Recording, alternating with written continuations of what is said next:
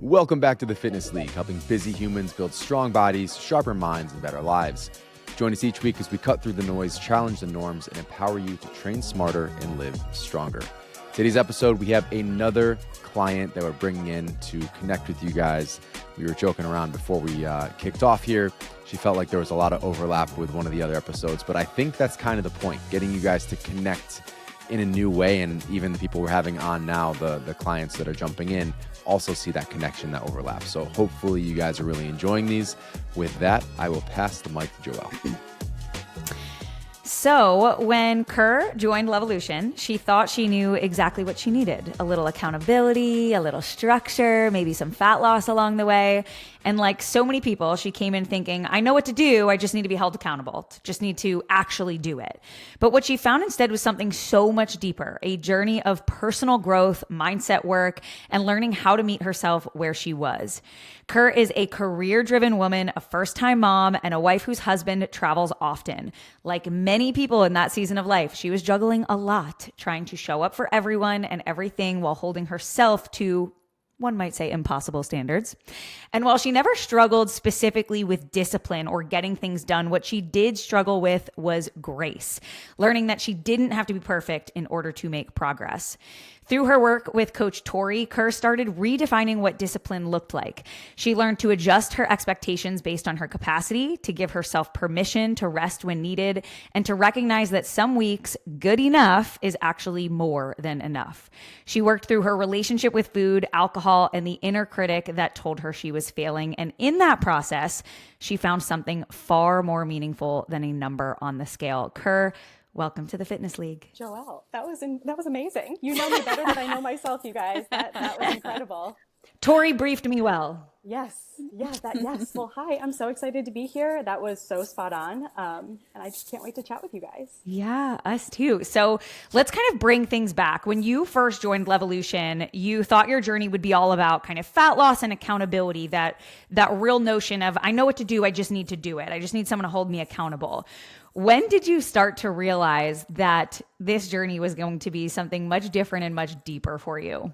Like my second check-in, I was like, when she was just being so kind to me, and I'm like, come on, be harder on me, be harder on me. And the theme was like, no, you need to calm down. And she just, that stuck the whole way through. And that is like who I am today.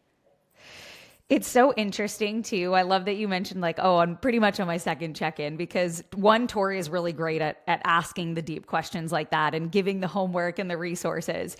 But the other thing that's so interesting, and I'm glad you touched on this a little bit, is just that we have a question in we have a check-in question in our weekly check-ins that asks like, what do you think you need from me this week? Like a little tough love, a little empathy. Like, what do you feel like you're needing in terms of support?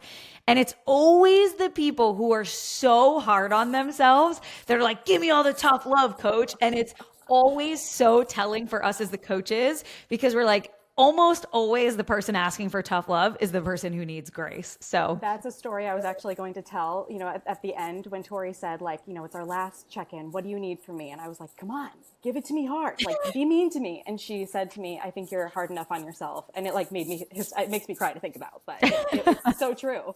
It's so true. I need it. The grit and the grace conversation, Joelle. Yep. I was missing the grace completely. Yeah. I have a whole question in here for you about grit and grace. Don't you worry. Okay. So Tori mentioned that your biggest growth wasn't just physical. It really was internal. And I could see that even in just how you're talking about things now. What were some of the patterns or thought loops that you started to notice in yourself early on, especially maybe around perfectionism or that all or nothing thinking? I didn't ever consider myself to be a perfectionist until Tori, my therapist, my physical therapist, they're all telling me I am at the same time. And I'm like, guys, I'm not a type A person, but it really was true. I'm a very rigid person, and I didn't really realize that until like I started, multiple check-ins with Tori. I realized like, wow, I really don't need to be so hard on myself here. And if I miss a workout, like it's okay. And I'm still going to make progress. I already feel like I goldfished that question, guys. No, you didn't. You didn't. We're talking about those internal thoughts and loops and patterns that you were noticing in yourself. So I think it's hilarious that like Tori, therapist, all these people are like, no, you're super type A perfectionist. You're like, no, I'm not. No, I'm not. No, I'm not. Yeah. I don't know what really, I mean, Tori pointing it out to me week after week, like, you know, the rigidity that I had in myself, that was eye opening, and she did it in such a kind way. And Yeah. I am lucky that I work with a therapist. And so at the same time that Tori's pointing this out to me, my therapist has been saying this to me forever. So when Tori kind of came in and said that, I'm like, dang, I really need to work on this rigidity thing. I don't know why I didn't see myself that way. I think it's because I'm not like super organized, and I'm not like a super neat person. And that's what I associate with being like type A perfectionism. But I was that way to myself, where if I started a workout at 5 a.m. and my daughter woke up and I couldn't finish the workout, I just thought I completely failed in my day. And now on her second birthday, I woke up, I got one set of squats in. It was great, or three. I did my squats. That's all I could fit. She woke up because of daylight savings or whatever. And I felt amazing. I thought, wow, I got some great squats in. And then in my next workout, I still, you know, I did the progressive overload with my squats, and it was still a win. You know what I mean? It wasn't just, oh, you only got squats in, you failed for the day. It's like, okay, you got squats in. That's better than nothing, and good job. And it helped me in my next workout. So You showed up when so many others would just be like, nope, not going to happen. Can't get it in. It's not even worth it. I'm in the same boat this morning. Got off to a late start, dove into some work, left myself very little time. I did 3 sets of deadlifts and some calf raises, and I bounced. It was off to get the kids, get rolling with the day. And it, in a previous season of life, that would have felt like such a failure. It would have felt like I let myself down, just like you said. And it's such a powerful mindset shift that you show up for yourself, Kurt, and not only check that box, but feel good that that box got checked, even though it wasn't the whole thing that you were planning on doing. So being able to get that dopamine hit, feel good, not punish yourself mentally when something like that happens, just reinforces such a positive behavior. yeah, I really needed to work on that rigidity. That was a big one. I think we sometimes forget. Oh, go ahead, Alessandra. Sorry, we have a little bit of a lag happening too. I was just going to say, I'm really glad you touched on like thinking that you weren't a type A person because like you're not super like tidy and like organized on that side of things. I think that's something a lot of people likely can relate to, especially with fitness, because you can be type A in certain areas of your life. And I think that for a lot of people, we're just ingrained that we have to be type A when it comes to our health and fitness, especially even if we're not that way in other areas. Like for some reason, it's like fitness and health, it's either type A or bust. Like you can't do like, and look at a lot me, of like people look will how call far it. look how far being type A got me. I spent almost 10 Right. years being like, when am I going to feel better? And it was finally when someone said, when you chill out, when you maybe do a little bit less, then I just soared in my progress.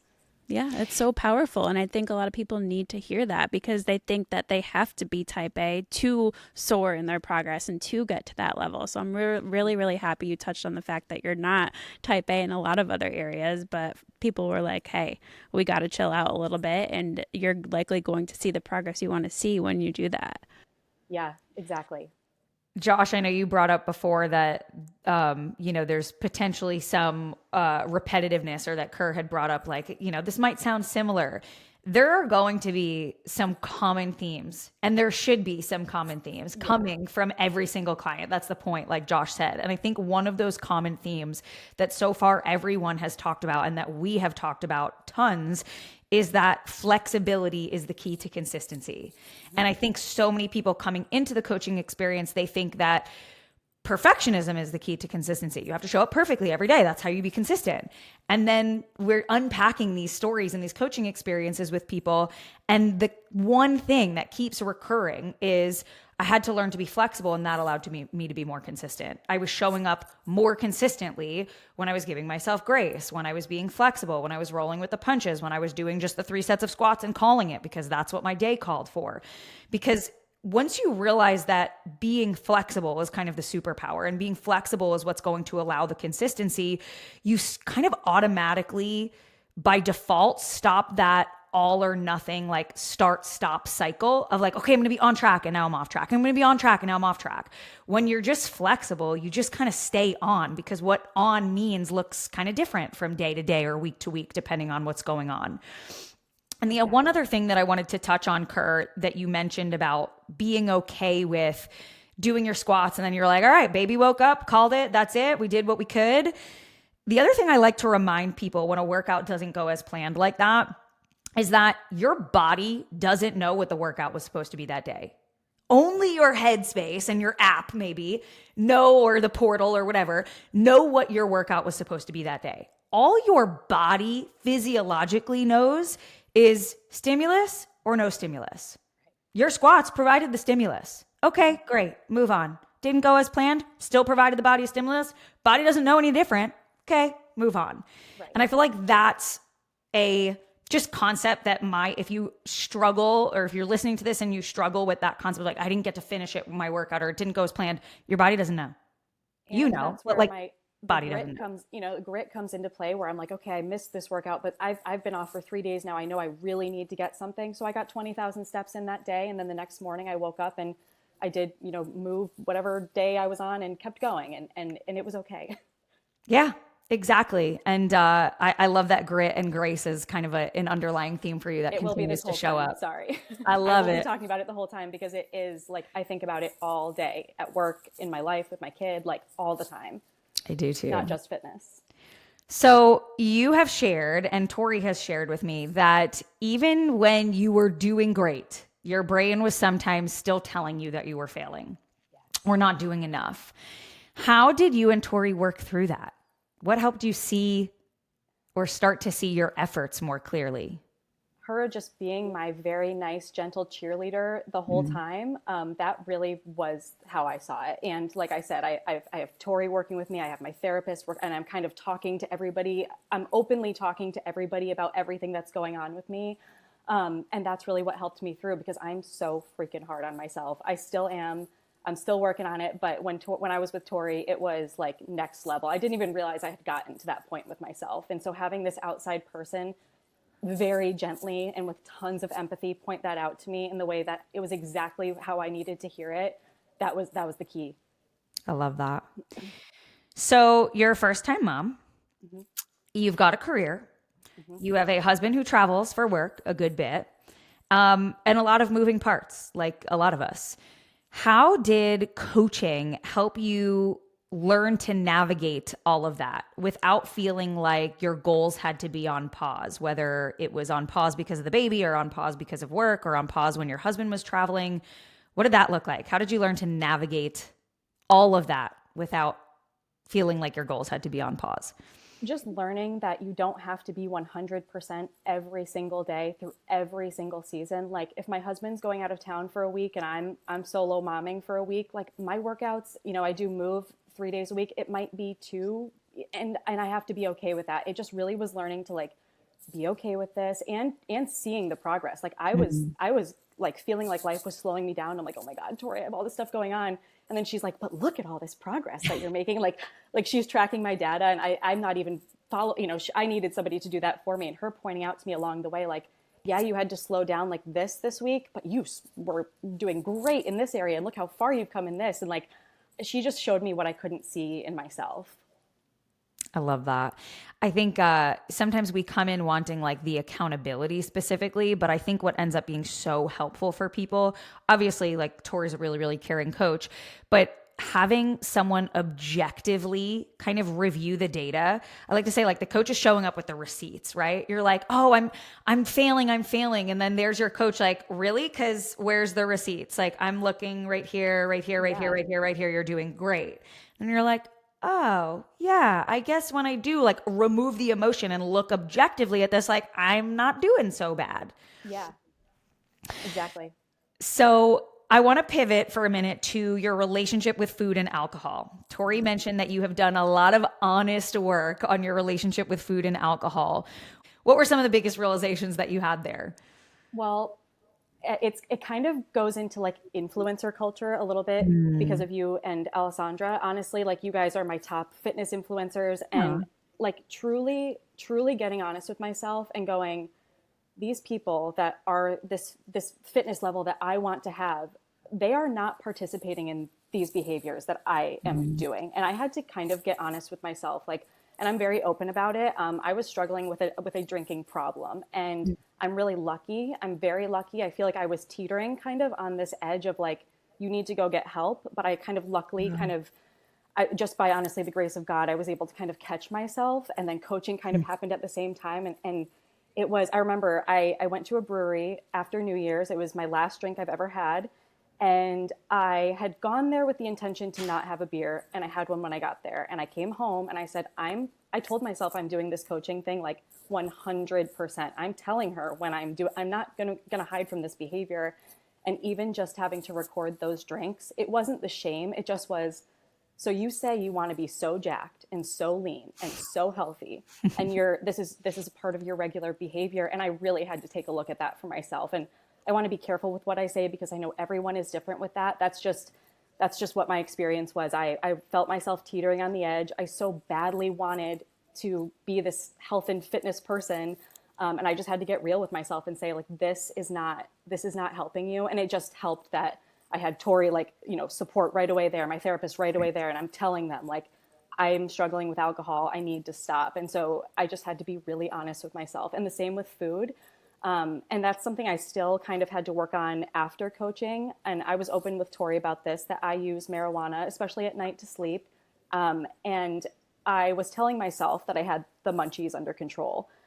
And I had to get honest with myself. And that honesty honestly didn't really happen until after coaching. And 2 weeks ago, I put it down and said, they asked you to be on the podcast. You want to tell this story and be inspiring to people, but you're still participating in this behavior that is not helping you. So it just honestly, like, real talk with myself.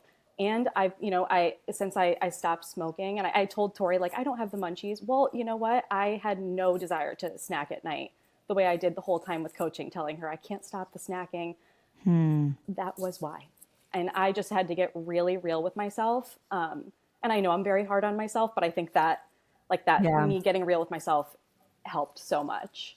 You mentioned not an something, easy Kerr, thing to just do. the act of recording that was kind of eye-opening. Can you speak to that for a second? Is it literally, I said I wasn't going to, and I did, and was it partially reporting that back to Tori? Was it being honest with yourself in that single moment of, I have to write down, one drink or whatever it was on this daily check-in, this daily log? What was kind of the mindset flip in that specific moment? Because I find that part really interesting for a couple of reasons. I struggle with what I was struggling with. Yeah, it's I want to stop this behavior, but I'm still doing it. What's that called? Cognitive dissonance. And I couldn't ignore it anymore. It was so clear in front of me. So yeah, writing it down, it was a little bit of shame, but I tried to move away from that. I know Tori didn't want me to be ashamed of myself. You guys don't have people record that to be ashamed of themselves. Right. It's just tracking. But there was this feeling of, yeah, I went there and didn't have a drink. I felt awful about myself. The whole drive home, I was like, oh my God, like you can't even stick to this. And then when I had to record it, the cognitive dissonance, I'm like, I cannot ignore this anymore. And it just, that was it. And I've had no drink since, and I don't desire. And I hope I can follow suit with you guys and go the rest of my life, because it just was not serving me.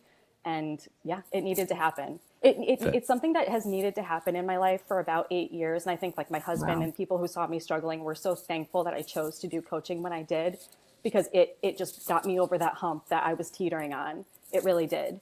It was the accountability. It was a little bit of shame. And it just was that I'm telling them I want to be this awesome fit person, but I'm consistently doing a behavior that completely goes against that. Hey guys, real quick. If you haven't heard yet, the Fitness League app is launching soon, but only to our current audience. That means if you're listening right now, you'll get exclusive early access. To lock in your spot, just click the link in the show notes and join the waitlist. No spam, just the important stuff. And in case you forgot what it is, this is the app built for busy humans who want real results without the burnout. It's not another fitness tracker, it's a movement where every rep earns rewards, every habit builds momentum, and every workout levels up your story. Train smarter, compete with purpose. The Fitness League is coming soon, where your journey becomes legacy. That's incredible. And it's something we talk about on the podcast a lot. There's this little slogan, through awareness, we create change. And it is mind-boggling how much more awareness it's exponential, how much more awareness you have, not just recognizing in the moment, I said I was going to not do this or do this, and I did or I didn't, and the opposite took place, but writing it down or logging it in something. It's like journaling. You can think about it all you want, but once that goes pen to paper or thumb to keypad, whatever it looks like, it takes on an entirely new level. And there is this feeling of, self accountability. A lot of times, even if you're not reporting that back to a coach, you're not reporting that to Tori, but you're just jotting this down, you feel that burden or that awareness of, I did not accomplish what it was I wanted to accomplish. And the same can be true. I said I was going to do this and I did it, and it can be self-rewarding as well. But it's just funny. That's one of the psychological angles we took in building out the Fitness League app, was being able to kind of run these self daily check-ins. I know you're used to those through coaching, but for others, it just looks like a daily habits or a trackables page. And doing this on my own, we have challenges built in now, but playing with the app on our own, just seeing that on the to-do list is, I said I was going to do this and I need to mark this off or say that I didn't. And like, we'll stay up a little bit later to check some of those boxes to make sure they get done. So it was just really cool to hear you bring that up kind of organically as like a turning point of, I had to log this, and it really opened my eyes to what was happening. And that is, I'll circle back about the food, because that's equally as important as the alcohol to me. When you guys have us kind of track for a bit before we really get going with the coaching, so you can kind of see, I was like, not to be harsh on myself, like so disappointed in myself. I was shocked. I'm someone who's like, I've been intuitively eating for all this time, thinking I eat high protein. The box of pasta I bought says extra protein, so that definitely has gotten me to my protein goal. Guys, I was like not even ever hitting 100 grams of protein. I was so over on my carbs and fats. Like, I just had no idea. And writing it down was like completely opened my eyes, and tracking has helped me so much. And I pre-track. So now I pre-track, and on the days I struggle to get food in, it's like, you want to see these results, you pre-tracked it. Like, just, you gotta, hit these, you gotta try to hit these numbers. And yeah, tracking has changed my life. I still track at least 4 to 5 days a week, and I love it. I love that. What's the stat? I think it's like people underestimate their calorie consumption upwards of 40 to 50%. So you're far from alone there, Kerr. I think that's something, again, like a common theme that we see with clients is like, yeah, they think they're eating 1,200 calories, for example, that magic number that people think is like the end all be all. And then we have them track, and it's like double or sometimes triple that, and they just have no idea. So I love that you touched on that. I know you said you were kind of intuitively eating before coaching. So like, what did that transition look like? I know a lot of people struggle with just the idea of tracking macros and feeling like it's super time consuming. And as somebody like you, who's very busy, you have a kid, you have a job, like all the things, what did that part look like? Was it hard for you to start tracking? I know you said pre-tracking was key. Can you just elaborate on that a little bit for us? The hardest part was the thought of tracking before I had ever tracked. I had no idea. Like, I don't know why I put such a limit on I actually thought about this the other day. Like, why did I think it was so scary? Is it because it's numbers and I hate math? Like, I don't know what it was. But yeah, for some reason, for like years. I mean, I've heard you guys for years talk about tracking, and I'm just like, I just like don't know if I can do that. It sounds so hard. Once I got going, it's actually so simple. Yes, it's time consuming, but I found a way around that, and that's pre-tracking. And on the days I can't pre-track, I'll sometimes just refer to an earlier day in my macros, and I'll kind of just try and mimic that day, even if I'm not inputting it. And that's really helped me. But yeah, it was for whatever reason, it was and I'm sure you hear this all the time. It's like, people are so scared to track. I don't know why. I still can't tell you why I was. Maybe just because life felt so overwhelming to me, and it was like, oh, another task, like another thing I have to do. But once it becomes your lifestyle and it's ingrained, like, it was so second nature and so simple. And now I love tracking. I love I had never ever looked at data before, ever. Like, I'm so excited for the new app to actually because I love tracking my stuff. I have a little notebook now, all my workouts, I write all of my weights in, like, I track everything, and it's easy. I love it. I love that. Hearing that. That makes me so happy. I also I hope that I can help other people not feel like, I hope that I can show people, like, I was so scared. I'm not being exaggerating. Like, I was so scared. And now I'm like, this is I pre-tracked this morning while my daughter was eating her breakfast, and then I brought her to school, and it's done, and it was easy. I think what sometimes happens with people from a macro tracking standpoint, like when someone applies to work with us, we ask them right on their application, like, have you tracked macros before? Is this something you're interested in doing? Is this, or like, have you tried it in the past and like didn't have a great relationship with it? And a lot of people will say coming into the coaching experience, like, tried it once, wasn't for me. And I have so many questions, like when they respond like that, I'm like, were you only tracking out of like sheer restriction and you were trying to only track 1,200 calories a day and therefore it was miserable? Was it something you just never stuck with long enough that, because in the beginning, when you're brand new to it, like it can feel a little daunting and it can feel so time consuming. And then you become kind of like a veteran to it. And you're like, wow, I can like look at that piece of chicken and know it's 4 ounces and I don't even need to put it on a scale. And you start to like eyeball things a little more, like you're less stressed about estimating or eyeballing. But in the beginning, it could feel really daunting and like you're constantly playing like macro Tetris on your phone, trying to make everything fit. But I do think that if you A, give it long enough, and B, get to experience macro tracking from a place of awareness and not just a place of restriction, I think that you could end up having a much different and much better relationship with macro tracking as a whole. Yes, and now that you like say that, I kind of have flashbacks to memories of myself when I was early tracking, and like there would be times where I'm like, it did take me a little bit to get used to it, and like my daughter's like screaming like mommy on my leg, and I'm trying so hard to track. My husband's like, leave mommy alone. She's like trying to do her tracking right now. I'm like, please, I need to do this for myself. But then it did get easier with time, and now like I pre-track so I don't deal with the mommy, what are you doing? Yeah. Or she can wait a minute and I need to track my food because I have to Yeah. prioritize myself. It's funny, to draw kind of an interesting parallel, recently my husband and I had a conversation about like, I struggle with hunger. Like if I'm in high stress seasons, my hunger is gone. And he had asked me, like, why don't you just go back to macro tracking? Because you'll just have that extra accountability piece of like how much you're consuming. And I was like, and he had asked from like a loving place, like, from past eating disorder, Joelle, like, would that be a problem for you? Like, would that be triggering for you? And I was like, absolutely not. Like, my relationship with food is fine now. It's great now.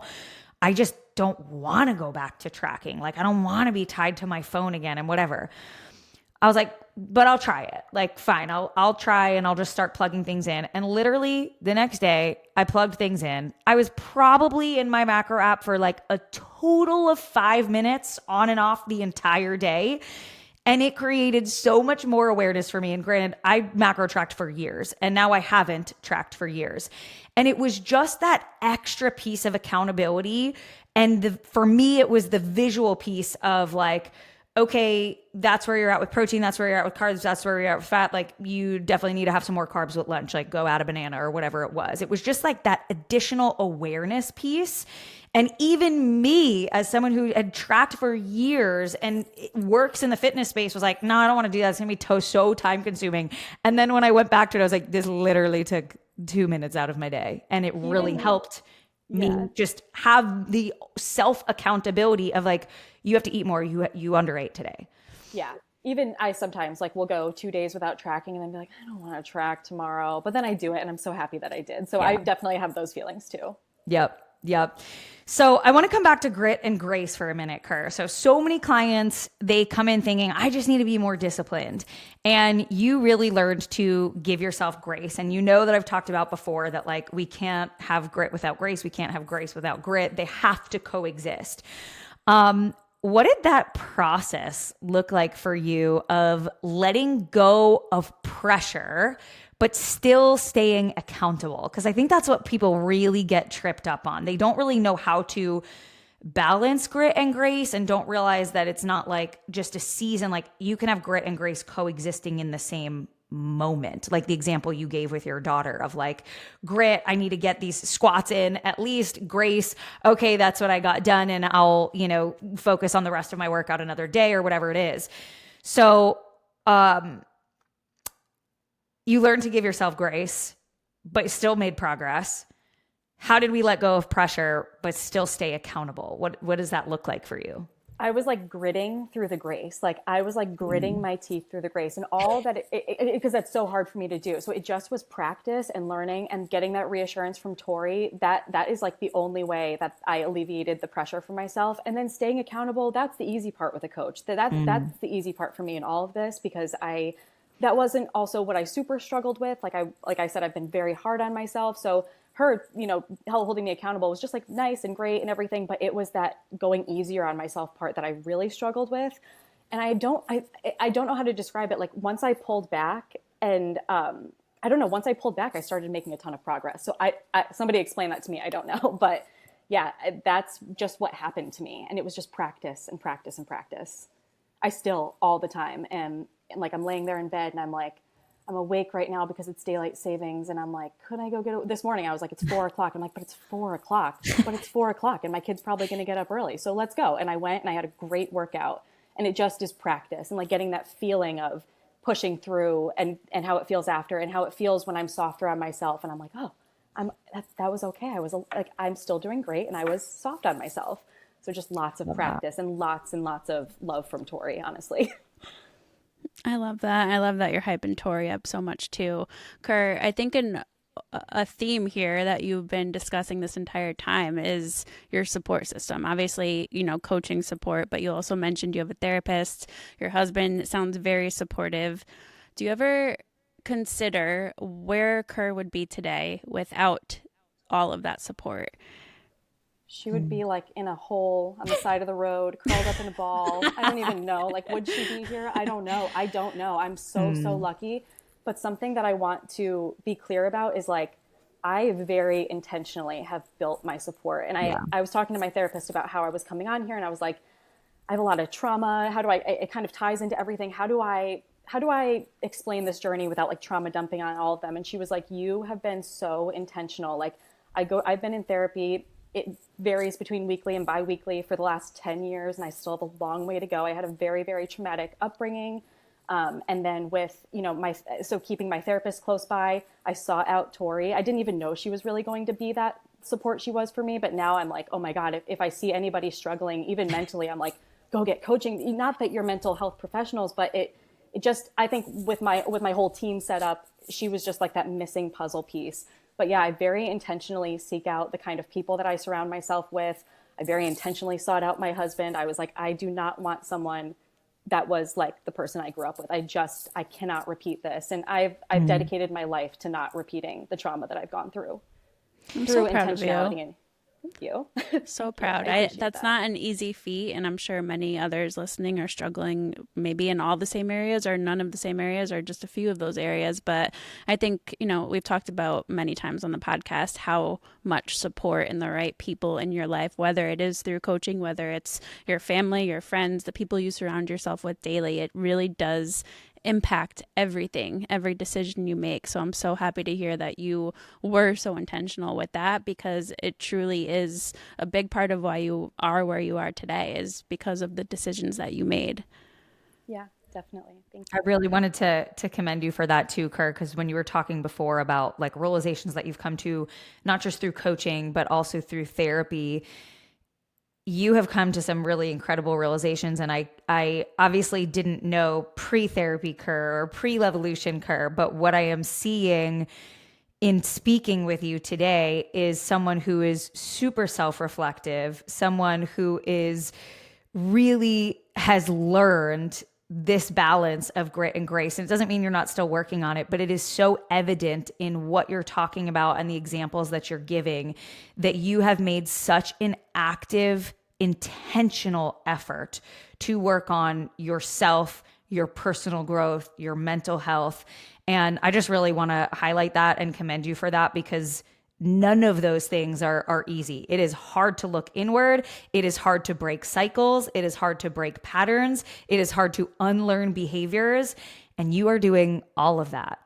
Thank you so much. I really appreciate that. And I think what's really helped me as well is, the grit and grace thing, this kind of relates to it. Something that's really helped me is framing phrases instead of using but phrases. So I want to do coaching, but my life is so crazy right now. We had just lost our dog. We had just bought a new house. I was dealing with a major health issue that's kind of still ongoing. And so for a while I was like, I want to do coaching, but my life is so crazy. And through work in therapy, I've learned how to have and sentences, and it just changing my sentences like that has changed my mind. Like, my life is so freaking hard right now, and there's so much going on, and I desperately want to be the best I can be. Like, I still can achieve that. Like, it used to be my life, I have all this trauma, and my life was so hard, and my upbringing was so awful. And now it's like my life was hard and everything like that, and I'm gonna come out the other side. You know what I mean? I don't know if I worded that correctly, but replacing the but with the and. Like, life is hard, and I can still go and work on myself, and I can still see progress. It doesn't mean that my life being hard has to hold me back, but that comes with a lot of practice. And I just hope anybody, I was saying to my husband the other day, like, there's a reason that professionals exist. You guys exist for a reason. My therapist exists for a reason. And it hurts my heart to see people be afraid to reach out or be held back for reaching out for help for whatever reason. Like, there's no shame. They exist for a reason. Like, if you have the means, and that's a big part of it too. I'm blessed to have the ability, but if you have the means, please seek the help. Like, your life can get so much better. It really can. Like, you don't have to stay stuck. I mean, if I hadn't signed up for coaching, I'm not trying to gas you guys up, seriously, but if I hadn't, we actually paid Kerr for this episode to say all of these nice things. No, let me be a free advertisement. I don't know where I would be. Like, therapy was getting me far, but I was so stuck with this fitness thing, and it was contributing to depression. I was so unhappy with my body. I was just resigned to, this will be my body fat level for the rest of my life. My body just won't change. I was in a bad spot. So thanks, guys, for the help. One, you're so welcome, and we're so grateful that you're sharing your experience with us. I want to just come back to briefly what you said, because it's going to transition us to our next question as well. But you highlighted something that was so tangible and so helpful, of just reframing the but into and. And I think what that comes down to, and that kind of what is happening at its core, is that you're saying two things can be true at once. Yes, that's what it doesn't have to be this or that. And we talk about that a lot. Like, this can be true and this can be true. I'm in a really hectic, busy, chaotic, stressful season of life, and I can't use that as an excuse to underfuel. And so I'm going to track macros or whatever else, blah, blah, blah, blah, blah. Two things can be true at the same time. So I think that's a really helpful, tangible example for people to hear, of just one kind of tweak that you've made in your internal monologue to, or maybe dialogue, however you want to look at it, to just kind of shift that way of thinking. So I have two last questions for you, Kerr. Beyond your body or your health markers, how has this journey changed the way you show up in other areas of your life, as a mom, as a wife, or even in your career? Listen, if you're tired of the all or nothing cycles, the diet starts Monday, the I know what to do, I'm just not doing it feeling, we should probably talk. Our one-on-one online coaching isn't just about workouts and meal plans. It's about building something that actually fits your life. No cookie cutter templates, no guilt, just real coaching and real results. Plus, we've got a pretty big team, so we can even pair you with an expert who actually understands your lifestyle, because they've gone through it too. If that sounds like what you've been missing, check out the link in the show notes to apply for coaching. Then we'll send you the link to book a free, no obligation consult call with our team. There are no hard closes. We won't even take your credit card over the phone. You'll get the details to sign up on your own time. And more good news, we are in fact qualified for HSA FSA reimbursement. One last thing, we even offer a 30-day money-back guarantee, so you have nothing to lose. What are you waiting for? Spots are limited, so apply today. All right, let's get back to the show. I mean, I think I kind of touched on it before with the alcohol thing, getting honest with myself. That has been the theme that has carried me through. It really has just about me looking at me and going do you want to, you don't have to stay here, but you're keeping yourself here right now. You're limiting yourself, and just having those honest conversations. It really was me looking in the mirror being do you want to stay here? Do you want to stay stuck like this? I think it's really helpful. Having those honest conversations with yourself is something that people don't like to do. And I think your therapy holds up a really nice mirror to yourself, and then coaching also holds up that mirror. And I think you had two people in your corner who were holding up these mirrors that were like kind of forcing you inadvertently to have those hard conversations with yourself and be honest with yourself. Because when you're not being honest with yourself, your coach and your therapist will call you out on not being honest with yourself. So you kind of had these backup reinforcements that were forcing that honesty and that kind of introspection. So that's helpful. My last question for you is about advice to listeners. So if someone is listening and thinking, I maybe just need to lose a few pounds, but deep down, maybe they know there's so much more going on underneath the surface, what would you want them to hear from you? I think that, let me think for a minute. There is so much to improve on in our health besides the scale. Like I will tell you, I don't even know if I lost any weight when I was working with Tori. I don't really remember. I've maybe lost 5 pounds, but I changed so much. I gained a ton of muscle. I gained this resilience. I've gained a whole new mindset. I follow the L5 pillars every single day. Like that is how I live my life by. And you know what? Like I came into coaching wanting to get ripped, lose all this body fat. What I wanted was to gain like 10 years worth of muscle in 6 months. I now have like a realistic scope. You and me both, Kerr. But that didn't happen, but I got what I didn't even know I wanted. Like I didn't know what I needed to get out of it. So I don't know. There was just so much, like the scale that was like the least, like I came into it thinking that was the most important thing. And now I'm like, oh my God, like my mindset needed like a full shift. And even little things like I was so strict on myself about my workouts. I love that you guys have this in your questionnaire before you get started coaching. It says something like, how many steps do you do a day? You might, or it's like something like you might think you're moderately moving, but you actually are probably sedentary. That was like a reality check for me. And just if I got nothing else out of it, I went from walking like 2,000 steps a day to now I'm over 11,000 every single day. And I didn't even realize like the lack of movement in my day. I'm shocked. I'm like, oh my God, how many years was I doing that for?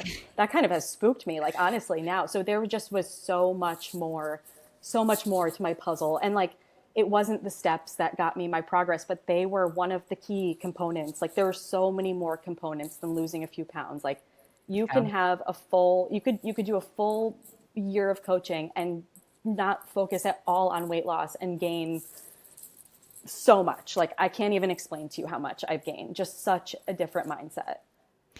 It's so helpful to have conversations like this, Kerr, because something that we sometimes struggle with from a marketing standpoint with Levolution is we sell the unsexy stuff, which is the foundations, the basics, better mental health, better relationships with food and exercise. Like, how do you market that? There's no transformation photo for that. And we certainly have loads of physical transformation photos. And I'm sure you had your own physical transformation and improved body composition. I mean, like I see your delts and biceps through your long sleeve. Okay, what a win. So I'm sure that you have had your own physical transformation.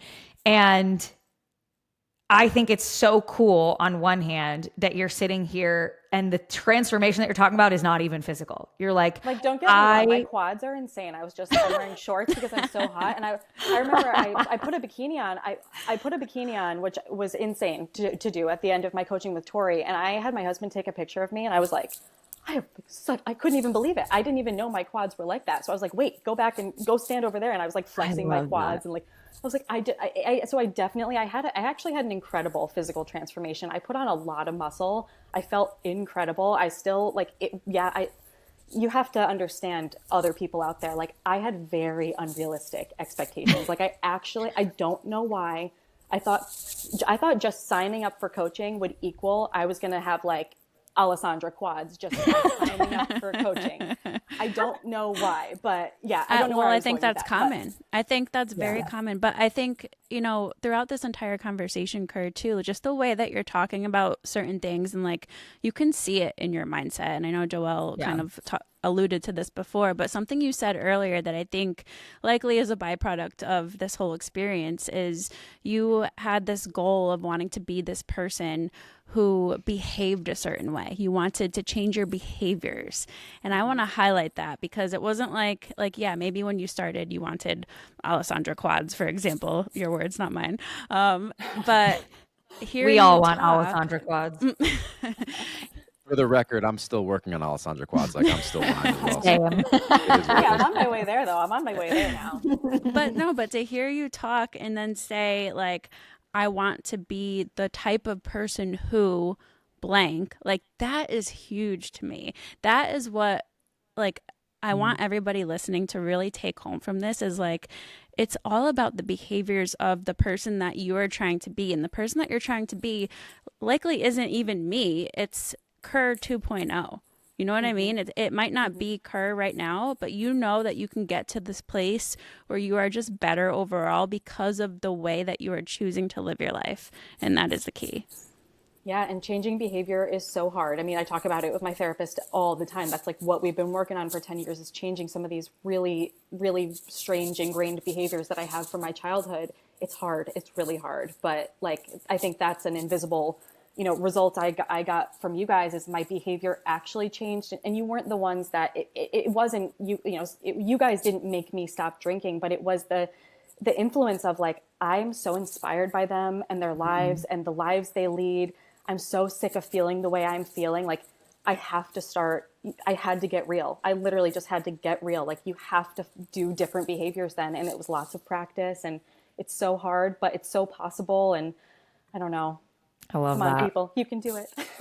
Let me inspire you. I don't know. I feel like my transformation, I talked to Tori before when you guys asked me, because I was like, this is a little bit of like, I was like, why me? Like, why did you pick me? Because I kind of was like, I didn't get you the great before and after pictures that you guys get to share and everything. And she kind of just reminded me like, yeah, but like you had this huge, like you are different than you were when I met you. And that's huge. Right. And it's not like I changed a little bit for the 6 months while I was in coaching. And then I went off, like I went off into my own and I'm like, to my husband, I'm like, I'm this whole new person. I'm like, oh my gosh, like there's so much more to life. Like the doors opened to me for life. I don't even know. I got to that next level that I was so desperate to get to. I love that. And yeah, a transformation photo, they're great, but like even if you had this wonderful transformation photo for us to share, which I'm sure you do, but even if we were to share that, nothing about that picture would illustrate everything that you described here on the podcast today internally. And like I truly took coaching with me, and I've since working with Tori, I've on my own lost 10 pounds. So while I was kind of limiting myself, I kind of got real and I said, I think that maybe the smoking is maybe limiting us here and in a few other ways. And I went on to lose 10 pounds and I'm still going. And amazing. And it's just from using the tools that she's given me. Like I've just taken it with me and I've kept going. So I probably lost about 7 to 10 with her and now I've 10 on my own and I'm trucking forward. So amazing. So like amazing. That is for life. That is the goal. The goal is that we give you the tools, the knowledge, and the confidence to be able to do this on your own in the future. That is like one of our taglines. We say it on every consult call. We talk about it with every person who applies to work with us. And it sounds like that is exactly what happened. So Kerr, thank you so much for sharing your story with us. I will let Josh wrap things up here, but it was so great hearing from you. And I know that everyone listening is going to find this episode really helpful. Thank you guys so much for this opportunity. I'm honored that you asked me, and truly you guys changed my life. I wore my little key necklace because I felt like it was genuinely the key that got me to go to the next place. So thank you. You make me cry. I'm kind of crying right now. I feel like I'm going to cry. We're just all going to end the episode crying. It's fine. Seriously, guys, thank you so much. Thank you for doing this for us, Kerr. And I truly hope that everyone listening is beyond inspired, whether that leads to coaching or app or just making some small change in your life. That's the whole purpose of this. This show is a free resource. It's not, a marketing converter. It's sharing stories, it's sharing insights, it's sharing data. And if you never work with us, you know, and in any capacity, but this show helped you, like, then we did our job. That's exactly what this is for. So you are a huge, huge push in making that happen. We really appreciate you hopping on and sharing your story here. But we are going to wrap up this conversation with the reminder that change doesn't come in one big moment. It's built in the ways you keep showing up. So take what you learned today and build the best version of yourself for tomorrow. We'll catch you in the next one.